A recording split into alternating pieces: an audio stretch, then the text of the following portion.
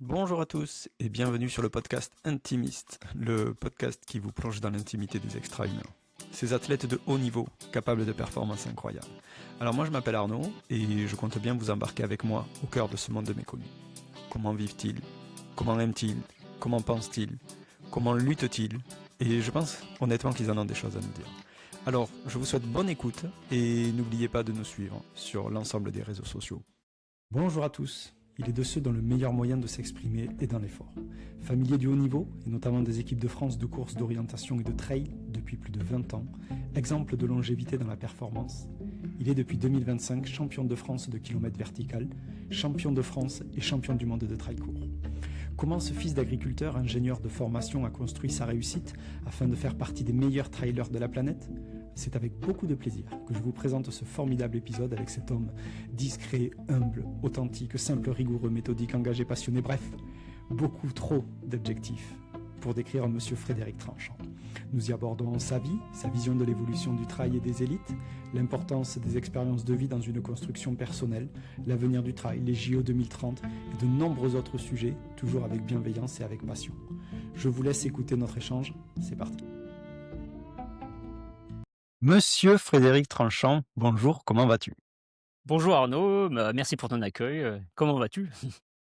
Eh bien moi ça va très bien, merci. En tout cas, je suis ravi de t'accueillir dans le podcast, surtout après cette incroyable année 2025, avec tout ce que tu as pu réaliser. Je pense qu'on aura l'occasion d'en parler, même si le but aujourd'hui, c'est de rentrer un peu dans le détail de la personne, que tu es.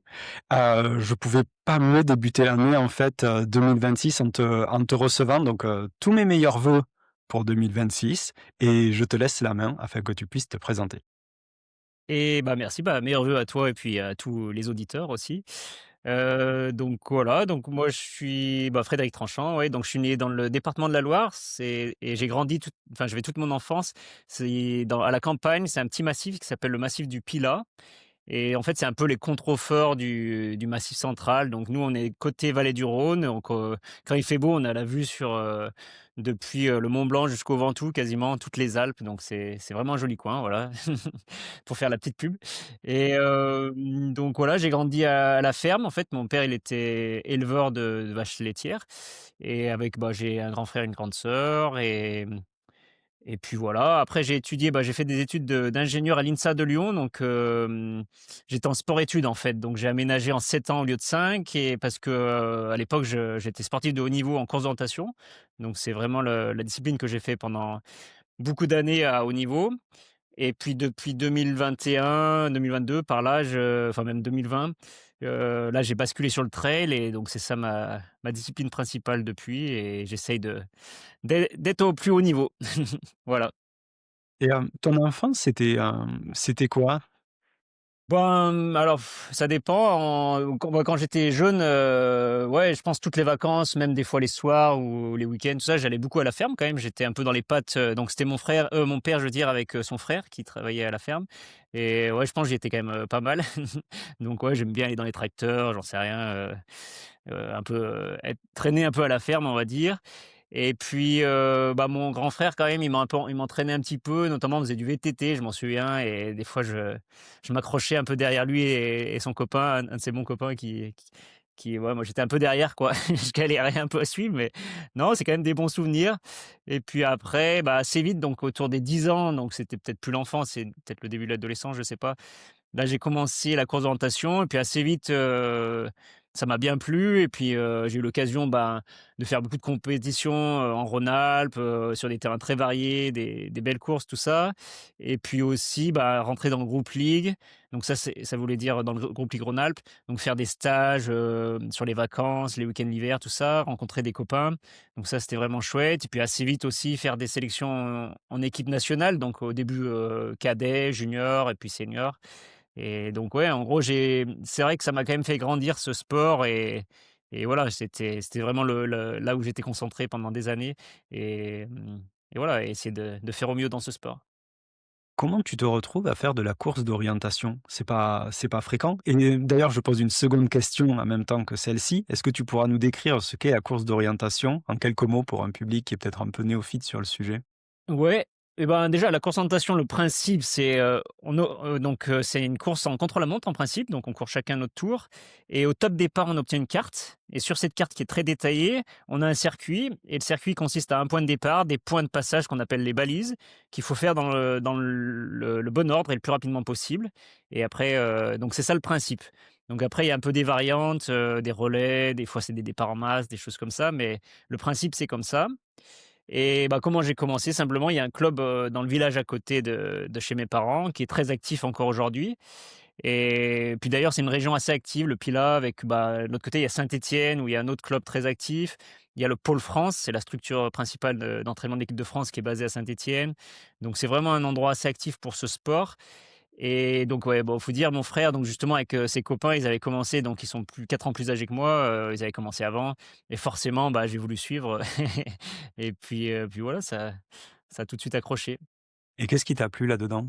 Bah, en fait, c'est ça, c'est bah, déjà courir en forêt, en nature, donc ça, c'est chouette. L'aspect, donc c'est un peu comme le trail, on va dire, sauf que souvent le terrain de jeu, c'est plutôt la forêt que la grande montagne, on va dire, la haute montagne. C'est plutôt des terrains vallonnés, des terrains avec des détails justement de relief, des petits détails, plutôt que des grands reliefs, comme le trail.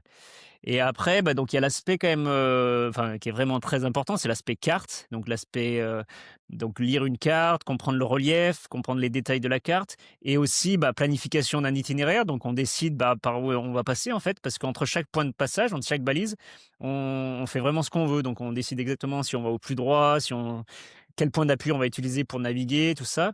Et après la ouais justement l'aspect navigation, utiliser ces points de passage pour naviguer, utiliser la boussole, être dans la bonne direction, tout ça. Donc c'est vraiment, c'est un beau jeu en fait à chaque balise, c'est comme un petit succès quand on arrive à trouver la balise: «Ah c'est bon, allez la prochaine». Donc c'est non, c'est vraiment un chouette, sport. Et là, tu avais 10 ans quand tu as commencé, c'est ça? Ouais, alors en fait, c'est ça, on peut pas trop commencer jeune, donc je pense qu'on avait suivi un peu mon frère une fois ou 2 sur les compétitions. Il y a des parcours loisirs.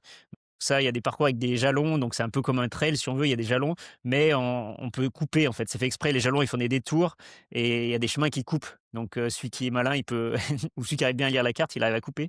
Donc c'est vraiment bien fait pour les petits. Après en fait, à partir de 10 ans, donc au club, il y a toujours d'ailleurs ce qu'on appelle l'école d'orientation, donc tous les mercredis après-midi. Voilà, donc là, on apprend à orienter tout seul, à trouver les balises tout seul, donc ouais, c'est à partir de cet âge-là. On peut pas trop commencer jeune parce qu'il faut quand même une certaine autonomie pour être lâché tout seul dans la forêt. Donc tu as ensuite, alors un peu plus tard, c'était à l'âge de 16 ans je crois, hein, en 2004 si je dis pas de bêtises, tu intègres l'équipe de France. Donc durant ces 6 années-là qui te séparent de ce moment-là, entre tes 10 ans et des 16 ans, tu as senti que tu avais quelque chose de plus? C'était la génétique? Tu t'entraînais? Qu'est-ce qui a fait que, tu es parvenu assez rapidement, en tout cas, à intégrer des équipes de France? Ouais, bah, je pense enfin, je suis pas sûr qu'il y ait des questions trop de génétique, tout ça, mais je pense commencer assez jeune et puis j'ai eu l'avantage, bah, notamment, il y avait un couple de retraités au club qui m'emmenait beaucoup sur les compétitions et donc faire beaucoup de compétitions, de voir des terrains différents, d'avoir, ouais, des challenger, différemment parce que l'avantage dans la région, c'est qu'on a des terrains très variés ou alors si on va du côté Massif Central, il y a des terrains encore très, très variés au niveau des volcans d'Auvergne, tout ça. Et donc je pense que c'est ça qui est une richesse et après donc assez vite j'ai intégré ce qu'on appelle le groupe league comme je disais plus tôt, où là on fait des stages sur des terrains vraiment intéressants et là on progresse vraiment vite et en fait, bah, assez vite j'ai eu des titres de champion de France, ouais j'étais un des meilleurs de ma génération on va dire même, presque il y a plusieurs fois, un an sur 2 on était surclassés, on était 2 à peu près du même niveau, du même âge et du coup on courait tout le temps contre les gens d'un an de plus. Donc c'est vrai que peut-être ça se voyait pas non plus, enfin un an sur 2, on gagnait les titres. Un an sur 2, on bataillait avec ceux de d'un an de plus. Donc mais quand même, si on voilà, je savais que j'étais un des meilleurs de ma génération de toute façon et oui, voilà et après le groupe France, il y a pas de compétition avant cet âge-là, en fait. Donc c'était, un peu les premières opportunités de représenter, la France et c'est sûr pour moi, c'était un peu une révolution ou en tout cas je sais pas comment dire, mais c'est sûr que, bah, faire les compétitions internationales, représenter, l'équipe de France, tout ça, ça met les étoiles dans les yeux et puis ça montre aussi que, bah, le sport, il existe aussi à l'étranger, il y a les autres équipes nationales, ça ouais, ça motive vraiment en tout cas à refaire ça, à refaire partie de l'aventure pour encore d'autres, compétitions comme ça, quoi. comment ta famille te soutenait? S'ils te soutenaient d'ailleurs? Oui, oui, bien sûr. Alors, c'est vrai que la particulier justement d'un travail, d'être éleveur de vaches laitières justement, c'est qu'il faut être présent, tous les jours de la semaine pour la traite, même le dimanche matin. Donc c'est sûr qu'ils pouvaient pas non plus se déplacer, beaucoup sur les courses et c'est ce qui fait que, comme je disais, j'ai des gens du club que j'appelais un peu mes grands-parents adoptifs qui m'emmenaient, vraiment beaucoup sur les courses ou d'autres, du club. Donc ça, c'est sûr que ça m'a beaucoup aidé mais c'est sûr que ma famille, par exemple, mon père, il prenait une semaine de vacances par an seulement et il y a des années où il venait vraiment sur la semaine des championnats de France où il y avait le championnat de France longue distance, le relais le dimanche, il y avait d'autres courses dans la semaine. En fait, ça faisait une semaine complète et donc ça veut dire plusieurs fois, les étés, on partait, c'était des jolis coins, hein, c'était dans les Pyrénées, ou autres, hein, dans le Massif central, je sais rien où. Mais la seule semaine de vacances que c'était pour, les championnats de France où il y avait, mon frère ou moi qui participaient donc oui, c'est sûr ils suivaient depuis le début, quoi. Ouais, ton frère était aussi en équipe de France, c'est ça? Ouais, alors dans les années juniors, ouais, ouais, dans les groupes France, et ouais, ouais. D'ailleurs, pour la petite anecdote, mes parents, ils avaient dit: «Ah ouais, Frédéric sera jamais aussi fort que son frère parce qu'il est pas un peu trop dispersé, il est moins, moins sérieux, quoi». Bon, finalement, je crois que je l'ai doublé. Et comment il a vécu lui j'allais dire de se voir dépassé par son frère, mais c'est un peu ça, mais dans une fratrie, parfois c'est un peu compliqué, il peut y avoir un peu de jalousie. Comment il l'a vécu lui? Ouais, alors je pense qu'il était passé à autre chose, à vrai dire. Justement, il était parti en école agricole aussi, donc en internat, tout ça. Donc il avait un peu lâché l'aspect sportif. Donc je pense que ça s'est fait naturellement. Il n'y a pas eu de. Enfin, en tout cas, faudra peut-être que je lui demande, mais il me semble pas qu'il y ait vraiment Vous de en avez clash. jamais parlé? C'est quelque chose que non? Ben, ouais, non, sans plus, c'est vrai, ouais. Ouais, ouais. Non, ça s'est fait naturellement, j'ai l'impression. OK. Et aux alentours de tes 16 ans là, tes ambitions, c'était quoi? Ouais, comme je disais un peu plus tôt, je pense que c'était vraiment de faire partie de l'aventure et même plus tard, donc c'est-à-dire après je me souviens très bien, il y avait les championnats du monde junior en Australie en 2007 et voilà, moi et ça on le savait, 2-3 ans à l'avance en fait et là je m'étais dit: «Ah ça va être trop bien d'aller en Australie, c'est l'occasion de la vie quoi». Du coup, je m'en souviens, ça m'avait vraiment motivé et puis après, assez peu après, pour faire partie de l'équipe de France senior, c'est quand même une énorme marche et en fait, j'avais eu l'occasion de faire, un stage avec les seniors, je m'en souviens au Danemark. C'était la première fois que je prenais l'avion, dans ces eaux-là, quoi et je m'étais dit: «Ah, c'est trop bien, j'ai vraiment envie de faire partie de l'aventure» et ça m'a vraiment, vraiment motivé. Pas forcément, voilà, de faire les grands championnats, enfin, je me rendais pas forcément compte de ça, mais vraiment de faire partie de l'aventure, de faire partie du collectif, de faire les stages, de faire les compètes avec les seniors, quoi et je pense que c'est ces années-là où j'ai le plus progressé, je pense, les fins de mes années juniors, début de mes années seniors où, j'ai eu la chance quand même, je pense qu'il y a des sélectionneurs nationaux à l'époque, ils ont eu vraiment, j'étais pas très fort, on va dire, par rapport aux meilleurs seniors, mais ils ont eu confiance en moi, ils ont vu du potentiel et ils m'ont sélectionné assez jeune. Par exemple, j'étais au championnat du monde, non, au championnat d'Europe, alors que j'étais encore junior et bon, bien sûr, je m'étais pris une petite baffe, mais ça m'a vachement fait progresser, en fait et après assez vite, j'étais au championnat du monde senior, en fait, dès mes premières années et voilà, donc là, c'est vraiment le plus haut niveau du sport, donc ouais, ça m'a fait énormément progresser d'avoir ces expériences très jeunes, au final. Et tu voulais en faire ta carrière, en fait? Tu voulais, faire que ça de ta vie ou parce qu'à côté, tu as quand même fait des études à un très haut niveau, un très bon niveau? C'était quoi l'objectif? Ouais, alors je me rendais pas trop compte si c'était possible, au final.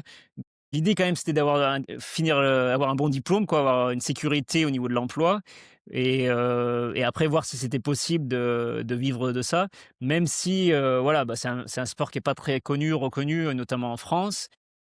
À l'époque, il y avait quand même en tout cas, il y a des athlètes qui étaient vraiment pros dans l'attitude et aussi qui étaient quand même pros, en fait, il y en a 2 qui ont eu un contrat, par exemple, avec l'armée pendant 5 ans, donc détachés à temps plein pour l'entraînement, donc vraiment pros. Il y en a au final, il y en a plusieurs aussi qui ont déménagé en Scandinavie, là où c'est un gros sport, où les clubs, ils aident beaucoup. Il y a possibilité d'avoir des sponsors. Donc quand même avoir des attitudes pro et ouais, être quasiment, à 100 focus sur le sport. même en France, c'était un peu le début, on va dire, parce que, je pense avant ça, c'était même pas, envisageable. Ouais, il y en a du coup, il y a des athlètes qui étaient pros et donc je voyais ça, c'est vrai que ça motivait aussi de tenter ma chance. Et tes parents t'ont poussé à poursuivre des études? Quel discours tu avais à la maison? Alors, à vrai dire, sans plus, c'est-à-dire dans le sens, enfin, ils m'ont responsabilisé assez jeune, je pense. Parce que même au collège, je m'en souviens, j'avais envisagé de faire un CAP ou BEP dans la mécanique agricole, ça m'intéressait à l'époque. Et en fait, c'est plutôt et mes parents, et on avait même visité, je crois, une école où je me souviens plus. Mais en tout cas, mes parents, ils m'auraient soutenu quoi qu'il arrive. Mais en fait, j'avais quand même des bonnes notes et les profs, ils avaient dit: «Bah, c'est dommage, ça va te fermer des portes, autant continuer, plus dans le cursus général et après tu verras, quoi». Et ça a été un peu comme ça tout le long, en fait. Et mais mes parents, voilà, c'est sûr, quand j'ai commencé, bah, mettons l'école d'ingénieur, là, et je pense qu'il était pas question que j'arrête au milieu, quoi. Mais, ils m'ont jamais poussé à faire ça, en fait. J'aurais pu faire, d'autres études et je pense pas qu'ils m'auraient enfin, ça aurait été pareil, quoi. Alors tu as été responsable jeune, tes parents t'ont responsabilisé aussi et le sport a eu un lien par rapport à ça? Est-ce tu as l'impression que de fait d'avoir intégré des pôles France et autres très jeunes, ça t'a fait grandir plus vite que tes camarades? Oui, oui, ça c'est sûr et et pour revenir à la course d'orientation, c'est vrai que c'est quand même un sport un peu d'intello, on va dire. Franchement, bah, la plupart, ils font des études enfin, ouais, ouais, franchement, la plupart des gens, ils font un peu des études, que ça soit au haut niveau et pas au haut niveau. Hem, je pense parce que déjà le sport en lui-même, faut être un petit peu geek, je sais pas comment dire, aimer un peu les cartes, aimer, lire les cartes, aimer, cet aspect-là, donc je pense que ça joue et aussi, bah, je sais pas, déjà pour commencer le sport, c'est quand même une démarche. Alors et souvent, c'est quand même très souvent de la famille, en fait. Donc les parents, ils font de la présentation et donc du coup, les enfants en font aussi parce qu'ils emmènent les enfants sur les courses, chacun fait dans sa catégorie, tout ça. Je pense que enfin, c'est sûr que ça a affecté. C'est-à-dire, ça m'a fait rencontrer des gens, ça m'a fait comprendre aussi des choses. Ouais, je suis certain que ça a vraiment, affecté sur, toute ma vie au final, ouais. Abordé tout à l'heure l'importance de ce sport en Scandinavie. Tu es parti toi aussi vivre en Finlande à un moment donné. Tu y es resté de nombreuses années. Quand tu es parti, c'était dans quel objectif?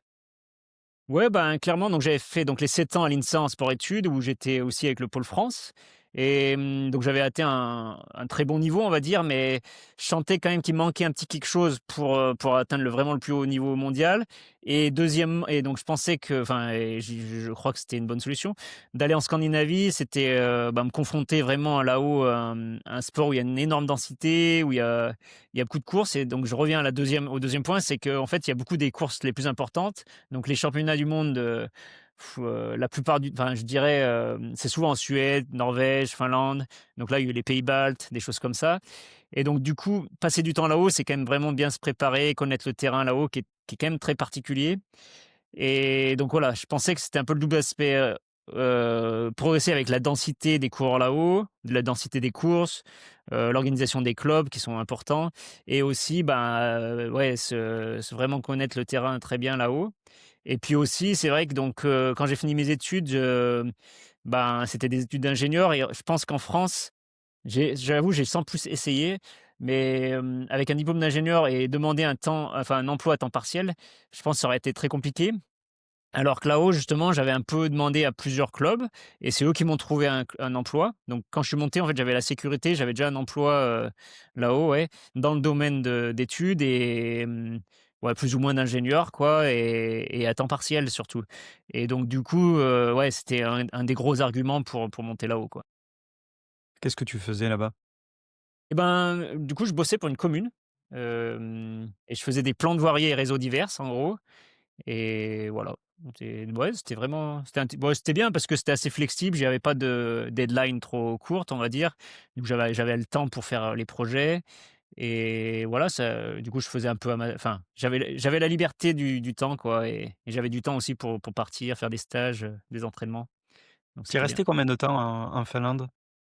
Alors plus ou moins, ça dépend comment on compte, mais entre 5 et 10 ans, on va dire. Ouais, OK. ouais. Ouais, OK, Mmh. OK. Ça t'a apporté quoi, la Scandinavie, cette façon de vivre qui est peut-être un peu différente de la nôtre? Ouais, ouais, je pense que ça m'a apporté beaucoup, déjà dans la vie au travail, on va dire, parce que, au final, c'était mon vrai, ouais, mon premier vrai emploi, c'était là-haut et puis j'ai vu comment il fonctionnait. En fait, bon, c'est assez, je sais pas comment dire, c'est peut-être mon opinion aussi. Je trouve ils sont assez efficaces, mais assez zen, quoi. C'est-à-dire, il y a et puis aussi au niveau des horaires, bon après c'est pour la commune, c'est peut-être un peu différent, mais du genre à 3h30, 4 heures de l'après-midi, mais tout le monde rentrait chez eux, même ceux qui avaient des assez hautes responsabilités, ils allaient récupérer les enfants ou les enfants, ils rentraient à pied, de l'école et puis voilà, il y avait pas trop de stress. Le boulot, il se ferait le lendemain, quoi et je trouvais que ça, c'était assez, assez reposant, quoi, ouais, assez serein, voilà. Cette sérénité et après, c'est sûr que, du coup, j'ai essayé d'apprendre des langues aussi. Donc j'ai fait des cours du soir pour apprendre, j'ai appris d'abord le suédois et après j'ai essayé d'apprendre un peu le finnois. Bon, c'est pas gagné, mais C'est compliqué, ouais. ouais, ouais. Donc voilà, c'était intéressant, puis un mode de vie quand même, ouais, en fait, j'étais en couple avec une Finlandaise pendant presque 20, ouais, 10 ans quoi, ouais, 10 bonnes années, et donc ouais, c'est sûr que j'ai appris aussi à connaître un peu le mode de vie, puis ouais, donc avec le club aussi, j'ai côtoyé, heu, les gens du club, je côtoyais plus les gens du club que les gens de mon boulot, mais mais voilà, au moins je voyais un peu, non, c'est intéressant de voir comment ils fonctionnent, quel mode de Et vie. ça t'a apporté quoi, alors? Ouais, franchement, une certaine ouverture d'esprit, je pense et puis, ouais, une façon de voir un peu les choses. Peut-être, par exemple, du coup, peut-être prendre du recul aussi sur, la façon de fonctionner en France, la façon de penser en France. Je pense que ça, c'est quelque chose. Et puis oui, c'est vrai qu'en Finlande, ils sont assez efficaces. Donc autant peut-être sont moins social, typiquement, si on va faire un entraînement ou, même au boulot quoi, et ça va peut-être paraître bizarre pour des Français. On va jamais se dire bonjour, se faire la bise, se serrer la main, tout ça. Ça va être OK, hey et puis voilà, terminé quoi. Et à la fin de l'entraînement, pareil, c'est hey et hey, hey et c'est bon c'est bon quoi. Donc c'est vrai que c'est assez efficace dans les relations, mais aussi dans la vie de tous les jours. Comme je disais, ouais, tout est assez efficace. Donc, ouais, là aussi la façon le ouais, tout fonctionne bien, quoi. C'est rodé. Et jamais la France ne t'a manqué quand tu étais là-haut? Mais aussi beaucoup quand même, ouais. Ben, notamment la famille, les amis quand même. Et aussi, c'est vrai qu'il y a plusieurs choses qui me manquaient. Comme je disais, j'ai grandi à la campagne. On avait un énorme jardin, des fruits, des légumes. On est une zone aussi proche des fruits de la vallée du Rhône, tout ça. Donc, toujours des fruits frais, tout ça. Et là-haut, c'est moins le cas. À part peut-être à la fin de l'été, voilà, il y a des baies, il y a des myrtilles, des choses comme ça. Mais sinon, c'est quand même moins la qualité à ce niveau-là. Et puis, c'est vrai que quand même, l'hiver, ça me pose pas de problème, quelques semaines, on va dire, qu'il fasse très froid, qu'il y ait de la neige, la glace de partout, enfin du verglas. Mais quand même, quand on arrive en avril, mai et puis encore de la neige, il fait froid, bon, il y en a un peu marre, quoi. Donc, ouais, il y avait plusieurs choses qui me manquaient quand même, j'avoue. Et puis la langue, malgré tout, ouais, il y a quand même une certaine barrière de la langue, même si voilà, comme je disais, je parlais un petit peu, notamment le suédois. Mais ouais, c'est quand même différent, quoi. Et donc du coup, au niveau des relations sociales, comme je disais, c'est très efficace, mais du coup, souvent, je me trouvais un peu seul, quoi. Donc ouais, ouais, c'était pas toujours, rose, on va dire. C'est un peuple agréable, mais peut-être pas très chaleureux, c'est ça? Pour À résumer? première vue, ouais, je pense. À Et je première vue, pense OK. oui, je pense après, ils sont plus dans leur cocon, familial ou vraiment amicaux, mais peut-être c'est plus dur de rentrer dans un cercle, quand on vient de l'extérieur, quoi. Qu'est-ce qui a fait que tu es revenu en France? Tu as fait un passage quand même, qu'il faudrait noter, qui était en Australie, c'est ça? Qu'est-ce qui a fait que tu es parti de Finlande pour aller, Eh oui, t'expatrier quelques mois? c'est vrai, c'était, une opportunité, enfin, du coup, j'ai fait 2 fois, c'est vrai. Donc en fait, là, en Australie, donc c'était des gouvernements locaux, donc d'abord, c'était à Canberra où c'était vraiment très rodé. C'était même ça s'appelle ACT, c'est, Australian Capital Territory. En gros, c'est l'État, mais c'est Canberra et un peu de campagne autour. Et donc la fédération locale ou la ligue locale de cet État-là, ils avaient un programme un peu de, on va dire, bénévolat, si on veut.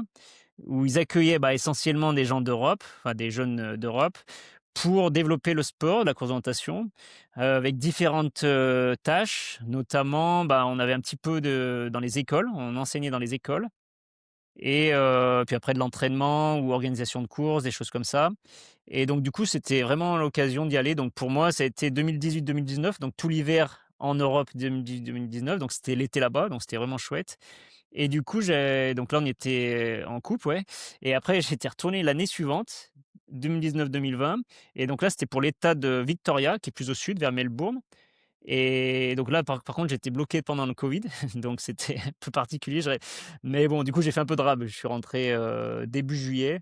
Enfin, je suis rentré en Finlande début juillet parce que du coup, j'avais un autre emploi qui m'attendait, à partir de début juillet 2020. Bon bref, mais ouais, ouais, non, c'était des supers expériences.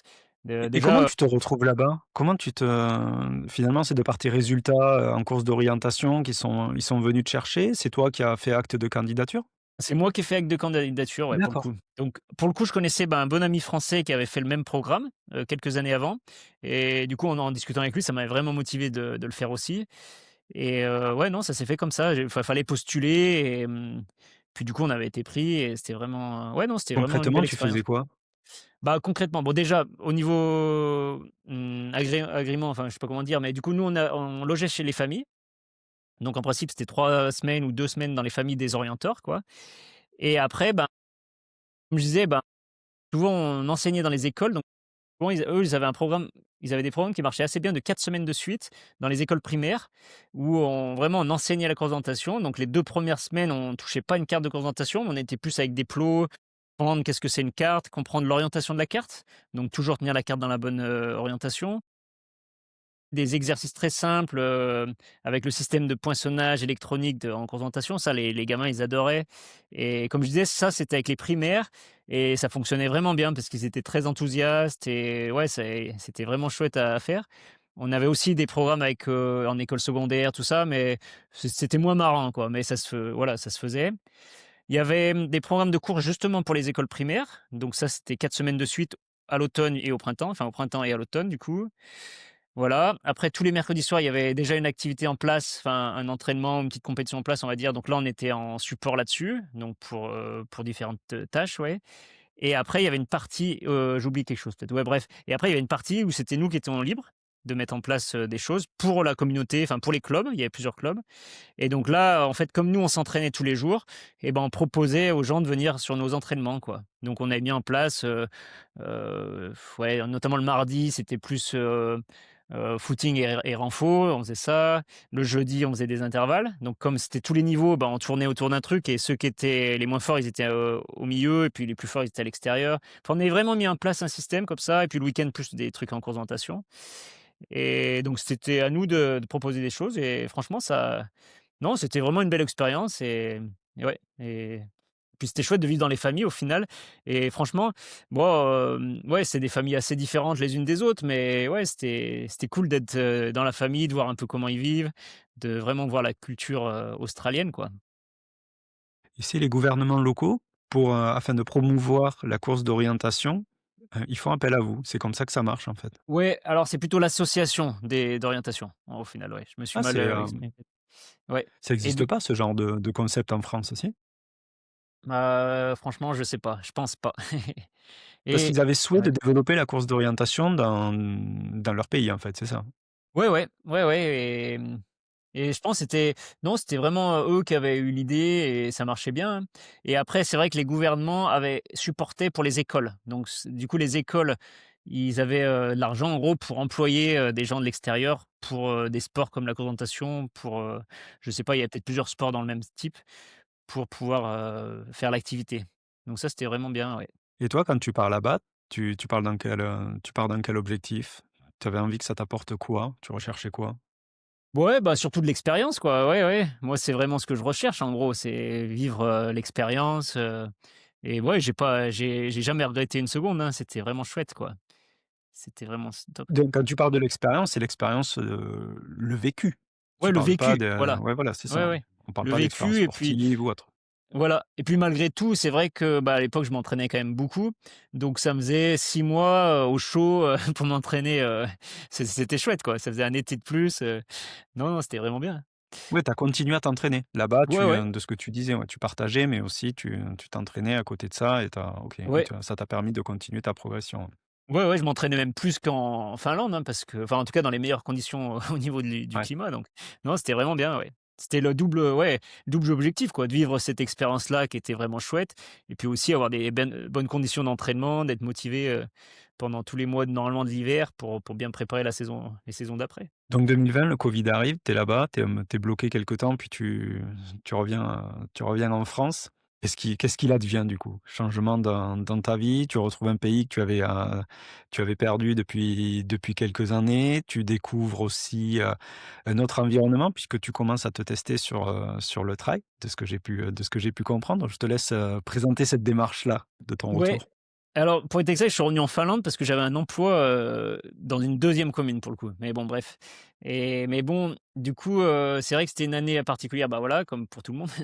Mais notamment en course d'orientation, toute la saison internationale a été annulée. Donc c'est-à-dire pas de coupe du monde, pas de championnat du monde, sachant que toutes les années d'avant, mettons les 10 ans d'avant, ça m'occupait vraiment, c'était vraiment le focus toute la saison parce qu'il y avait des étapes de coupe du monde, en début de saison, championnat d'Europe tous les 2 ans, championnat du monde tous les ans. Voilà, en plus, je faisais les compétitions militaires en championnat du monde. Voilà, donc c'était vraiment, ça qui m'occupait tout le temps, quoi et donc cette année-là, ben, c'est un peu le grand vide, quoi, si on veut et du coup, bah, j'ai eu l'opportunité justement de faire des courses. Alors en fait, j'ai commencé par Sierzinal, donc la course très enfin peut-être la course la plus populaire entre elles et aussi la plus, relevée. Hem et en fait, c'était prévu que je le fasse. J'avais eu, l'invitation, même avant, qu'il y ait le covid, quoi. Mais bon, là, du coup, ça avait pris un tournant un peu différent. Donc à la fois, pour l'organisation, eux, ils avaient mis en place pendant un mois, un départ enfin, c'était en contre-la-montre, c'est-à-dire ils pouvaient pas faire de grands départs. Donc ils avaient vraiment organisé ça de très belle manière parce qu'il y avait du monde au départ, donc de mémoire, c'était entre 6 heures et 8 heures. Il y avait du monde, à Chandolin, c'est un point de passage, voilà et du monde à l'arrivée. Donc il fallait le faire, et puis pendant un mois. Il y avait plus d'un mois, je crois, pour courir. Et puis de mon côté, bah, du coup, vu qu'il y avait plus d'objectifs au niveau de la présentation, c'était devenu, bah, OK, un bel objectif à me préparer aussi, à me concentrer dessus et donc oui, c'est vrai que je me lance là-dessus, donc là, je fais un super temps, donc et en fait, surtout qui me qualifie pour les finales de la Golden Trail World Series qui étaient, bah, aux Açores en octobre ou fin octobre, début novembre et c'est vrai que c'était un peu la seule grosse course de l'année où il y avait beaucoup de monde, ces finales de Golden Trail Series. Notamment, bah, il y avait un peu tous les meilleurs du trail et aussi il y avait même, bah, par exemple Jim Wensley, des gens qui étaient un peu plus de l'ultra qui étaient venus. Je pense à Ludo Pombray qui était là, ouais, vraiment il y avait du monde et après, bah, il y avait tout, ouais, il y avait tout le tout le gratin, quoi. Il y avait Louzine El Azaoui, Rémi Bonnet, C'est l'année où il a beaucoup Boubi. plu, c'est ça? La finale était Ouais. sous des trombes d'eau, c'est ça? C'est ça, ouais et OK, c'est ouais, vrai ça me que, revient. ben, ça, je pense, ça a beaucoup joué parce que c'était vraiment un temps, mais des trompes d'eau donc on montait au volcan, on voyait même pas on voyait même pas le cratère, quoi. C'était vraiment, et aussi on passait un peu en forêt, limite forêt, je m'en souviens, la descente, c'était limite des marais tellement que c'était mouillé et je pense que ça m'avantageait pas mal venant de la course d'orientation parce que c'était quasiment du hors sentier, quoi. C'était vraiment on courait, comme si on était en pleine forêt et du coup, je pense que ça m'a pas mal avantagé et du coup, ce qui fait que la première étape, je me retrouve devant et puis du coup, bah, quitte à être devant, bah, j'essaie de la gagner et je gagne l'étape. Donc devant, comme je disais, Jim Wensley, à l'époque, c'était Christian non, c'était Bart pardon, Pawlowski, ouais, je sais plus comment on dit, le Polonais qui était vraiment Le très fort Polonais. cette année-là et donc ouais, donc là, je pense que c'est ça qui a marqué sur tous les esprits, qui m'a fait rentrer dans le trail et même du coup, je fais troisième au général de ces 4 jours de course. Donc derrière, Bart et Jim Wensley, voilà devant, Elouzine, devant Stian, devant Rémi, ben, Thibaut Barognan pour en citer que quelques-uns. Donc tu te dis: «Ben, pourquoi pas poursuivre dans ce sport-là, dans ce nouveau sport-là?» Et ouais, ouais, bah, c'est sûr que là, c'était un peu rentré par la grande porte, quoi, si on veut. Donc à la fois, bah, à moi, ça avait montré que, OK, bah, je peux jouer au plus haut niveau dans ce sport et ouais, c'est hyper motivant. Et deuxièmement, bah, c'est sûr que ça m'a aussi ouvert des portes où, bah, j'ai eu un peu des contacts avec, 2-3 marques et du coup, bah, j'ai pu, avoir un contrat pro, donc à l'époque avec Scott, pendant plusieurs années et c'est sûr que, bah, oui, ça a changé beaucoup de choses et donc voilà, donc après par contre à partir de enfin en 2021, j'avais quand même essayé de faire les 2 sports en parallèle, donc d'abord me concentrer que pour la course d'orientation jusqu'à juillet, les championnats du monde de course d'orientation et après que trail et voilà, ça avait été un petit peu compliqué de concilier les 2, même si j'avais fait quand même des belles perfs, mais voilà, c'était pas évident, quoi et après à partir de 2022-2023, là, j'ai essayé de vraiment me concentrer à fond sur le trail et voilà, pour donner le meilleur de ce que je peux, tant qu'à faire. Et quand tu es revenu en France et quand tu t'es mis sur le trail, tu as arrêté toute activité professionnelle à côté? Ouais, alors, c'est vrai que donc du coup, j'ai arrêté mon emploi là-haut et en parallèle, j'ai fini un diplôme en course d'orientation qui me permet d'avoir une carte pro d'éducateur sportif et d'enseigner la course d'orientation et donc j'ai commencé à faire un peu ça aussi en parallèle et notamment des stages, pour préparer les gens bon, c'est peut-être, compliqué, je sais pas si je rentre dans le détail, pour préparer les gens au probatoire pour entrer en formation d'accompagnateur en moyenne montagne. Du coup, d'abord, j'ai fait quelques stages comme ça et après, du coup, je suis aussi rentré en formation d'accompagnateur en moyenne montagne et aujourd'hui, bah, j'ai presque fini la formation et en tout cas, je peux déjà travailler, bah, depuis 2023 en tant qu'accompagnateur en moyenne montagne, AMM et donc notamment enfin, en fait, uniquement pour moi, j'encadre des fois des stages de trail et aussi, j'ai le droit d'entraîner en trail, donc j'entraîne quelques personnes, bah, surtout à distance, on va dire, en trail, en fait et donc c'est un peu mon activité pro à côté d'athlète. Qui veut dire qu'à côté de tout ça, tes contrats, alors avec ton équipementier passé et l'actuel, si on parle d'un aspect financier, permettent pas de vivre comme tu l'aimerais. Tu as cette nécessité d'avoir une activité à côté. Bon, en vrai, je suis très peu dépensier et je vis avec très peu et donc ça ferait, hein, il y a pas ça marcherait, hein. Mais je pense que je suis aussi content d'avoir une activité à côté, d'avoir quelque chose d'autre à penser, même si c'est dans le même milieu, c'est toujours intéressant de parler, bah, d'ailleurs, ouais, de faire des stages avec des gens, ouais, un peu plus débutants, ouais, d'apporter un peu de l'expérience, apporter un peu des choses et puis aussi apprendre, hein, quelque part avec l'aspect accompagnateur, enfin, en tout cas la formation, ça permet d'apprendre pas mal de choses, même si bien sûr, il faut apprendre surtout de notre côté, quoi. Il y a pas mal de choses à apprendre, de son côté, mais ouais, j'aime bien avoir aussi quand même un certain équilibre, même si aujourd'hui, on va dire, c'est pas un équilibre, c'est pas un équilibre où j'ai, par exemple les piliers, vraiment, au même niveau. Je veux dire le sport, j'ai mis vraiment le curseur très haut et le reste bien plus bas, mais quand même, j'aime bien avoir plusieurs choses, à penser, quoi. Qu'est-ce qui a fait que tu as «délaissé» entre guillemets la course d'orientation pour te focaliser sur le trail? Tiens, 2022, j'ai à nouveau fait des étapes de coupe du monde en course d'orientation et en fait, là, j'avais vraiment perdu, en niveau. J'avais compris que, ben, soit faut se mettre à fond dans un sport. En gros, c'est compliqué de faire les 2. En tout cas, pour moi, je voyais pas comment, être à haut niveau, dans les 2 sports. Donc il fallait faire un choix. Clairement, j'avais plus d'opportunités, bah, financières et puis, ouais, plus d'opportunités au niveau du trail. Part, j'avais peut-être fait un peu le tour au niveau de la course d'orientation. Je pense que j'avais atteint, voilà, un très beau niveau, bah, dans les années, voilà, 2019-2018. Je pense que je me considère bah, il y avait un ranking mondial. Je m'en souviens pendant le covid, j'étais 6e au ranking mondial. Je pense que c'était à peu près mon niveau. En fait, j'étais souvent proche des médailles, mais un peu derrière. Enfin, j'étais souvent dans ces eaux-là et ce qui était très bien. Peut-être que aussi le Covid m'a un peu coupé dans mon élan. En tout cas, il y a un moment donné, voilà, fallait faire un choix et je pense que j'avais déjà vu beaucoup, en course d'orientation. J'avais déjà fait un peu le tour du sport, du sport de haut niveau dans ce sport. Donc voilà, c'est une occasion parfaite pour moi et puis là, je repars vraiment motivé. Je repars presque comme un débutant, enfin pas un débutant, mais comme, il y a Avec une beaucoup de autre choses à apprendre. motivation en tout cas. Voilà, Ouais. c'est ça. Trouver des nouvelles motivations, de nouveaux objectifs, voilà, reconstruire chaque année, chaque saison un peu différemment. Donc ouais, c'est vraiment chouette. Et en quoi la pratique de la course d'orientation, elle t'a permis d'exceller, bah, très rapidement pour le coup en trail? Ouais, alors je pense déjà il y a une partie de l'entraînement qui est un peu similaire, ou une bonne partie en fait, la base est vraiment similaire.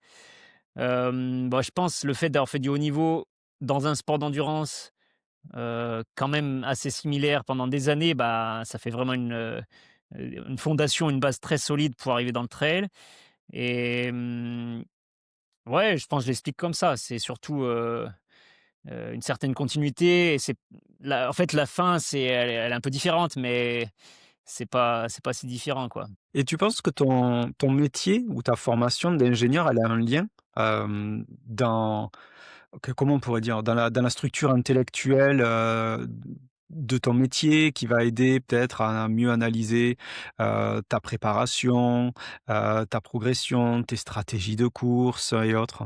Ben, j'y ai pas trop pensé, j'avoue, mais probablement il y a une petite partie, un peu pareil, enfin, c'est-à-dire, je pense que ça apporte une base aussi, solide au niveau, raisonnement, tout ça. C'est-à-dire, bah, en fait, déjà la formation que j'ai faite, donc c'était en génie civil, mais quand même c'est une formation très généraliste. Donc, on est poussé un peu à résoudre des problèmes, hem, ouais, à trouver des solutions. Donc je pense que ça aide un peu dans tous les côtés de la vie, quoi. Donc je pense que ça c'est jamais perdu. Et après, bien sûr, on va dire la formation plus spécifique dans le domaine, ça, c'est un peu, je dirais pas que c'est perdu, mais en tout cas, c'est pas utile dans ma vie de tous les jours aujourd'hui. Même si, bah, quand je me promène, j'aime bien, j'aime bien regarder un petit peu, comment c'est. Et quel regard tu as sur ce monde des médias dans le trail qui évolue? Beaucoup de gens, se lancent dans des médias trail ou quoi que ce soit.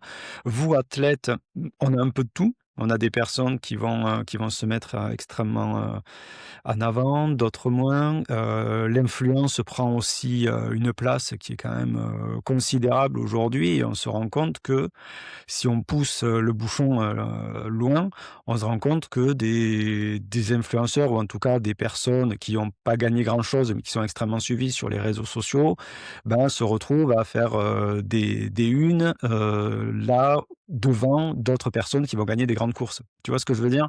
Oui, Il y a carrément, ouais. Mmh. quel regard tu portes toi par rapport à ça? Ben, bon, j'essaye de prendre un peu de recul, mais c'est sûr que, ouais, je pense que c'est assez unique au trail, en tout cas de mon point de vue, où, déjà c'est un peu dispersé, on va dire, où il y a pas vraiment de structure. Il y a plein de circuits, il y a plein de courses qui semblent importantes, tout ça. Donc ça, c'est un aspect, je pense et deuxièmement, je pense que ça c'est un sport qui a grossi récemment, à nouveau un peu dans toutes les directions, au niveau médiatique, tout ça. Ce qui fait il y a pas vraiment on va dire un ranking établi où on se rend pas forcément compte qui c'est qui est fort, qui c'est qui est moins fort ou, le niveau des gens. Et et en fait, ouais, je pense que ça profite quasiment tout le monde, sauf peut-être les athlètes élites, au final.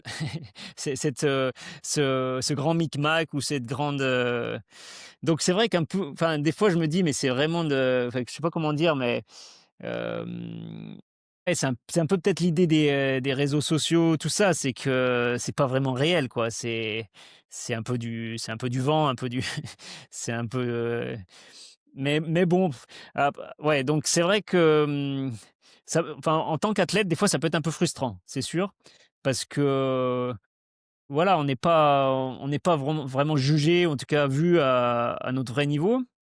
Et voilà, d'un autre côté, comme je disais, je pense que tout le monde s'y retrouve, c'est-à-dire les marques, bah, elles mettent en avant leurs influenceurs. Les influenceurs, bah, voilà, ils peuvent vivre de leur truc. Les compétitions, ils mettent en avant, tel influenceur parce que, voilà, il est très connu, donc ça fait venir du monde. Presque tout le monde s'y retrouve, sauf peut-être les élites au final, qui, ben, ils sont pas forcément considérés, comme tels, quoi, au final. Et quand on parle d'élite d'ailleurs, bien quand on parle de niveau, il faut remettre les choses à leur place aussi. Aujourd'hui donc sur l'année 2025, tu as été champion de France, de course verticale, tu étais champion de France de trail court, tu étais championne du monde de trail court. J'en passe donc je sais pas, tu as laissé peu de miettes à tes rivaux. Comment tu parviens aujourd'hui à garder, encore une motivation sur 2026? Tu as envie de quoi maintenant? Ouais, alors je pense, bah, déjà en 2025, j'avais vraiment bien ciblé mes objectifs et je pense que c'est ce qui a permis de performer sur cela. Donc pour moi, c'était clair depuis le début que c'était vraiment le championnat du monde, l'objectif numéro un et même l'objectif de l'année, quoi. Avec le championnat de France en préparation pour cet objectif-là, qui était dans un peu, un profil similaire et puis bon, forcément, il fallait sélectionner, en équipe de France donc voilà, fallait bien le jouer et donc à vrai dire, par exemple, en début d'année, au printemps, j'ai fait plusieurs courses et j'en ai gagné aucune. Mais c'était pas un problème parce que c'était, vraiment des courses un peu de préparation dans la saison, commencer assez tôt dans la saison pour vraiment lancer et puis, tendre vers ces objectifs-là. Donc c'est sûr que le titre de champion du monde quand même c'est un truc quand même j'ai couru après, pendant pas mal d'années, notamment en course d'orientation et c'est vraiment un gros, je sais pas comment dire, une très grande satisfaction, enfin un très grand, quelque chose que ouais, que ça peut être l'objectif d'une carrière, quoi. Mais voilà, de toute façon, ce qui est sûr, c'est que moi, bah, déjà, j'aime bien ce que je fais. J'aime bien, bah, le sport en soi, quoi, courir en montagne, courir sur les sentiers. Donc ça, c'est vraiment un truc qui me plaît et aussi l'aspect d'être sportif de haut niveau. Bah, ça fait tellement d'années, en fait, c'est un mode de vie donc pour l'instant, je vois pas, enfin, j'ai pas envie d'en changer et donc après, ben, trouver des objectifs, c'est pas vraiment un gros problème et notamment en trail, comme je disais, de toute façon, il y a plein de courses qui semblent les plus importantes les unes que les autres et il y a plein de courses que j'ai pas encore faites ou pas encore, remportées ou pas fait au mieux donc ouais, je suis pas inquiet pour trouver des objectifs, en tout cas. Et tu as envie de rester dans la même logique? Garder l'équipe de France, se dire qu'on va avoir, de nouveau de toute façon les championnats du monde qui auront lieu dans 2 ans, c'est ça? Si je dis Ouais, pas de bêtises, hein? Je sais plus où. Afrique du Sud, non? Je ouais, sais c'est pas, ça, ouais. ouais, c'est ça, ouais. Ouais. Ou tu es plutôt dans une logique, avec, de faire des événements peut-être un peu plus visibles, sur Chamonix ou ailleurs, je sais pas, peut-être allonger les distances? Parce qu'on se rend compte aussi, tiens, alors ça, c'est quelque chose quand même qui est assez intéressant. On parlait des influenceurs avec les élites, mais on se rend compte qu'aujourd'hui aussi, il y a 2 niveaux. Il y a les gens qui vont faire du trail court et ceux qui vont faire des ultras. Alors on a l'impression que finalement, il faut aller, obligatoirement vers de l'ultra, si on veut être connu. Il faut aller vers des gros événements si on veut encore plus être connu et encore, là, on peut se poser la question, à quoi ça sert d'être connu? Comment tu le vis toi tout ça? Bon, ouais, pareil, c'est ouais. Des fois, j'essaye de prendre un peu du recul et de toute façon, bah, comme je disais, j'aime bien ce que je fais et je peux pas vraiment me plaindre. Et alors, par rapport au fait que l'ultra, en tout cas les athlètes en ultra sont beaucoup plus suivis, beaucoup plus connus, bah, c'est pas vraiment surprenant dans le sens où je pense la plupart des gens, en tout cas en France, ouais, ils ont un peu cette passion de l'ultra ou en tout cas ils ont, heu je sais pas comment dire, mais parce qu'en fait, je pense la plupart des gens, ils courent des trails plutôt courts, mais ils ont un peu envie de monter vers l'ultra. C'est un peu un rêve quoi, de faire des ultras, de faire des choses longues. Donc ouais, je pense que ça explique aussi pourquoi ouais, ça explique beaucoup pourquoi ils suivent, surtout ces profils-là. Bon, en tout cas, c'est comme ça que je le vois. C'est peut-être pas pareil, par exemple, en Italie ou en Espagne, où le sport est très important aussi. J'ai l'impression, par exemple, en Espagne, bah, il y a pas mal de courses de skyrunning qui sont presque toutes rediffusées sur leur chaîne de sport, Evasion TV et j'ai l'impression que les athlètes, ils sont très connus là-bas, les athlètes de ces distances-là, quoi. Et en Italie, je connais peut-être moins, mais je pense que la course en montagne, les KV, tout ça, sont assez importants. Donc ils arrivent à avoir des athlètes aussi, ils sont assez reconnus, pour ces courses-là. Et moi, je sais plus la question, mais j'espère que j'ai répondu.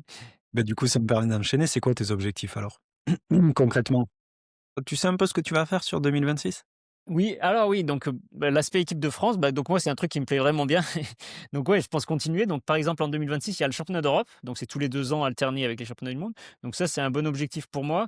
Donc le championnat d'Europe en soi, mais aussi le fait d'être en équipe de France, d'être dans de ce collectif où, bah, on fait des stages, on fait des recos, la semaine du championnat où on est tous concentrés vraiment sur le même objectif. Ouais, ça, c'est vraiment des belles semaines, en fait. C'est vraiment, très motivant. Là, je me souviens à Innsbruck, bah, là, il y a eu plusieurs titres de champion du monde, bah, que ça soit, bah, chez les filles, Clémentine, Geoffrey, Marion Delespierre et puis, et puis Benjamin chez les gars, Benjamin Roubiol, et en fait et puis après les collectifs aussi. Donc là, on est franchement, c'était tout le temps des belles émotions. On voyait les autres gagner, franchement, tout le monde était hyper content. Donc ça, c'est super chouette. Et puis cette année, bah, pareil, voilà, chez les gars du long, ils ont super bien couru, les filles aussi, enfin tout le monde a bien couru, et je trouve cette émulation, et puis ouais, on passe toujours des moments franchement en stage, en compétition, voilà, par exemple, on joue aux cartes, on joue à d'autres choses, mais c'est toujours des bons moments. Donc c'est quelque chose en tout cas que moi je continue à vivre, ça sans hésitation, et surtout aussi que par ailleurs dans le trail, je me suis retrouvé un peu seul, on va dire, par rapport à en course d'orientation, on passait beaucoup de temps ensemble, toute l'équipe de France, toutes les compétitions. Alors que là, en trail, souvent, je vais un peu tout seul sur les compétitions, tout ça, donc c'est pas tout à fait la même, voilà, la même, dynamique, quoi. Voilà, ça c'était une première chose, et deuxième chose, bah, si c'est vrai que j'ai couru une seule fois à Chamonix, c'était le marathon du Mont Blanc en 2024, et bah, c'est vrai que c'est quand même un peu, la Mecque du du trail, et ouais, j'ai vraiment envie d'y courir, donc peut-être, le marathon à nouveau cette année, et en tout cas le l'OCC, c'est un de mes objectifs de la saison, et à voir si les saisons prochaines, ça peut voilà, je peux refaire des courses comme ça, et après ce qui a allongé les distances, oui, pourquoi pas, mais pour l'instant, c'est pas forcément un objectif en soi, mais c'est sûr que j'ai envie d'essayer déjà ces formats-là, et voir si en tout cas, j'aime bien passer du temps en montagne, donc je pense que ça sera pas un problème d'allonger les distances. Est-ce que je serai performant? Je sais pas, mais en tout cas, la préparation, elle me tente bien, quoi, en tout cas. En tant que champion du monde, champion de France, est-ce que tu as, des avantages particuliers? Est-ce que la Fédération française d'athlétisme te rémunère? Est-ce que tu as, je sais pas, est-ce qu'il y a quelque chose comme ça, des avantages qui t'ont été donnés par rapport à tous ces titres?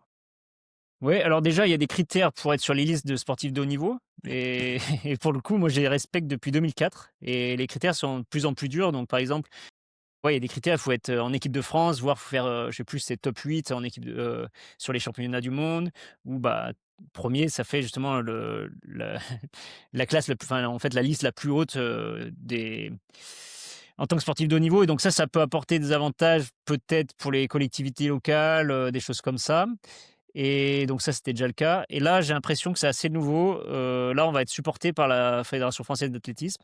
En tout cas, entre elles, il y a p je sais pas s'il y en a d'autres comme moi au final, et donc il y aura un apport financier, oui, et ça, c'est assez nouveau.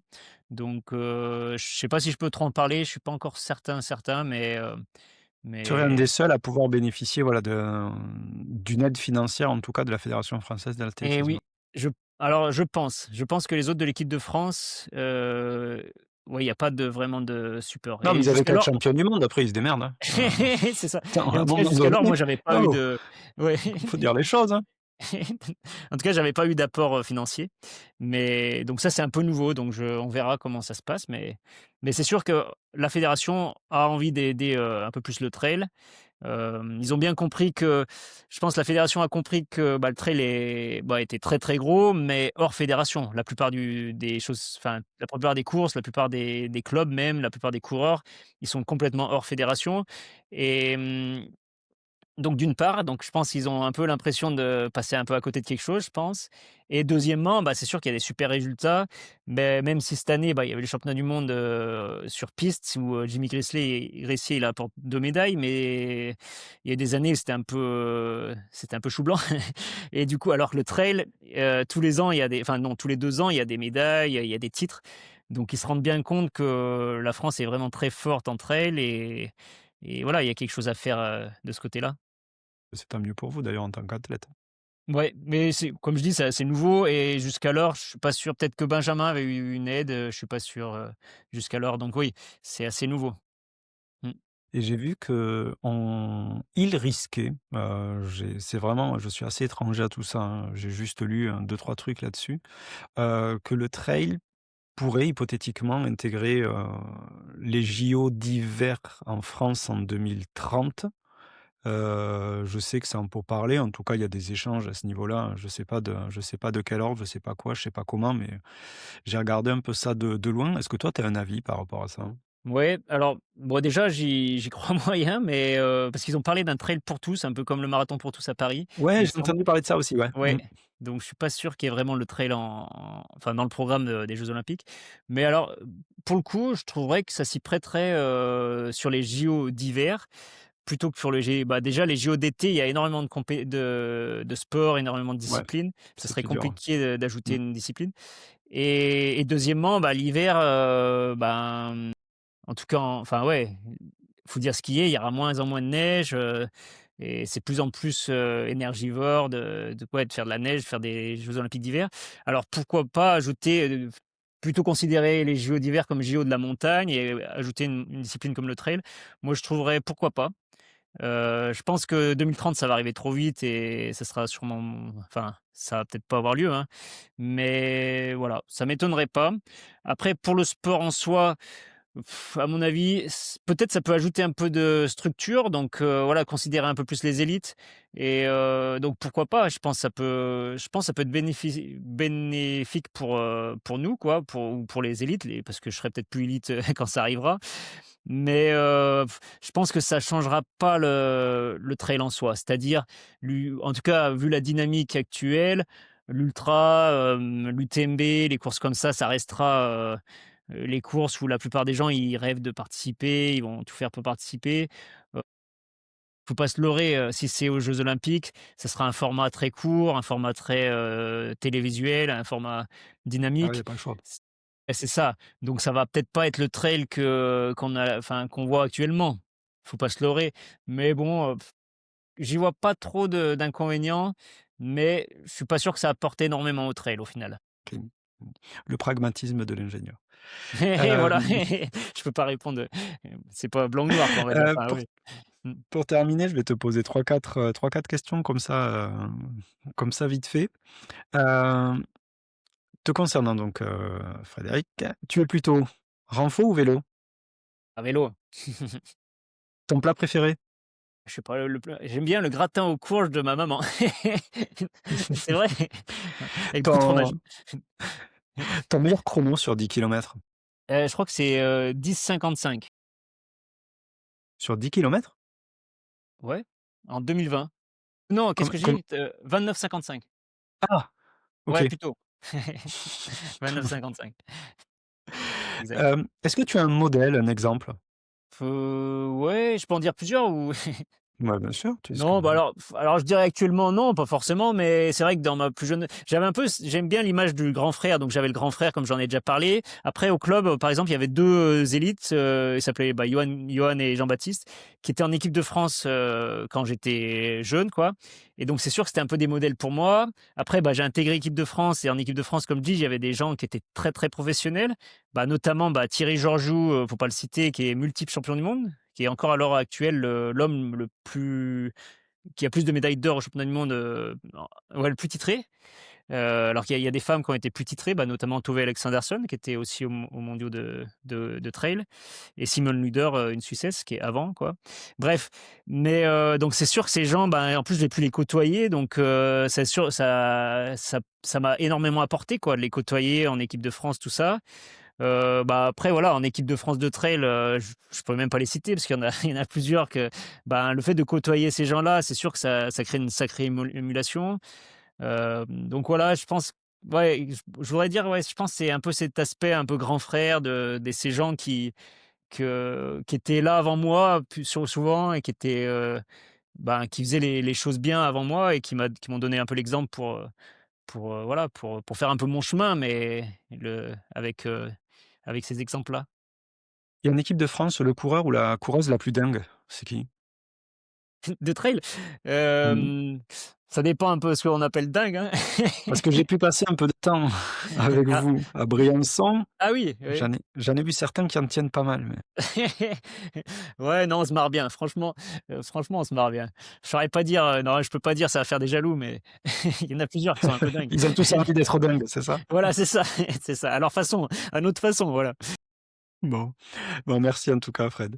Est-ce Merci. qu'il y a quelque chose qu'on n'ait pas vu dans l'échange qui te semble important quand même te concernant, ou autre que tu aimerais rajouter? Rien qui me vient en tête, si ça me vient plus tard, je te dirai. Bon, en tout cas, je te remercie pour l'échange qu'on a eu. J'ai envie de te souhaiter le meilleur pour 2026. Je peux pas te souhaiter mieux que 2025 parce que c'est tellement compliqué. Tu as mis la barre tellement haute que je vois pas comment on peut faire. Mais en tout cas, bravo à toi, Confiant. bravo d'être le grand champion que tu es. L'humilité que tu as qui est tout à fait appréciable et c'est vrai que c'est vraiment cool et tu fais du bien au travail et tu fais du bien au sport en général. En tout cas, Fred, donc je voulais te remercier pour ça. Ben, merci beaucoup pour, pour ce que tu dis et puis oui, pour ton accueil. Merci. Et bien voilà, l'épisode est désormais terminé. J'espère que ces confidences vous auront montré la richesse et la complexité des chemins qui mènent à l'excellence, bien au-delà des victoires. Et on se retrouve très vite avec un nouvel épisode, avec de nouveaux invités. Mais d'ici là, n'hésitez pas à vous abonner, à partager, à liker, à mettre un avis sur l'ensemble des plateformes d'écoute. Ce sera bien utile pour moi dans le cadre de ce projet, car n'oubliez pas que ce podcast n'est pas une profession, mais qu'il est avant tout une passion.